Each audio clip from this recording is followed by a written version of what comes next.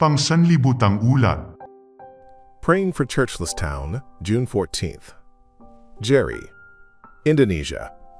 As a boy, Jerry traveled with his father from town to visit church members on the Indonesian island of Papua. His father, a Seventh-day Adventist pastor, would stop from time to time outside a town that didn't have an Adventist church. "Dear God," Father prayed, "please bless this town by giving it an Adventist church one day." Jerry saw God answer those prayers. In one town, a church was established 5 years after his father prayed. In another town, a church opened 20 years later. Jerry followed in his father's footsteps and became a pastor in Papua. As he visited church members around Sentani Lake on one occasion, he was inspired to see a number of churches that had been planted in towns that his father had prayed for years earlier. But then he saw a town on Sentani Lake without any Adventist church and without any Adventists. His small boat passed the town of Yoboy as he sailed to another town with church members. Jerry remembered his father's habit of praying for towns without churches, and he asked the boatman to slow down. He wanted to pray for Yoboy. Bowing his head, he said, "Dear God, please bless this town by giving it an Adventist church one day." What happened next, he only learned about later. A prominent resident of the town happened to travel to Israel for a Holy Land tour 2 months after Jerry's prayer. The man, whose name was Thonce, looked out the window of his Jerusalem hotel as the sun set and noticed unusual activity on the street. A siren blasted, and buses sped to their stations. Then, everything fell quiet. Thonce looked at his watch and saw that it was Friday evening.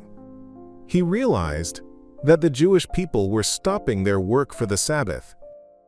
Then he remembered that he worked with several Adventists in Papua who also stopped their work from sunset Friday to sunset Saturday to keep the Sabbath. He wondered, the Adventist church worships on the same day as the people of Israel. Why doesn't my church too?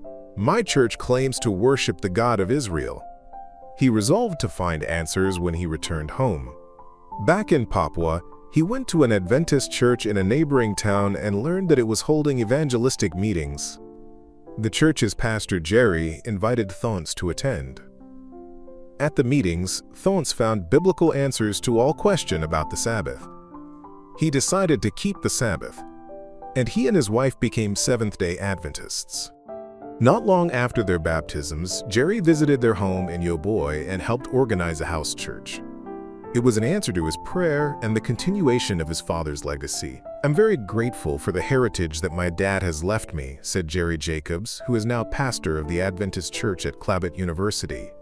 "Let's continue to pray that a church building will open in this town one day. Pray for the town of Yoboy in Papua, Indonesia. Pray that the gospel will reach more places on the island and more churches will be built there."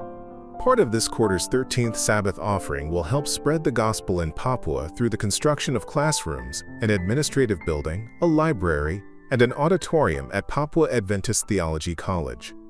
The college moved to its current location in Abire after its old campus in another part of Papua was destroyed by a flood in 2019.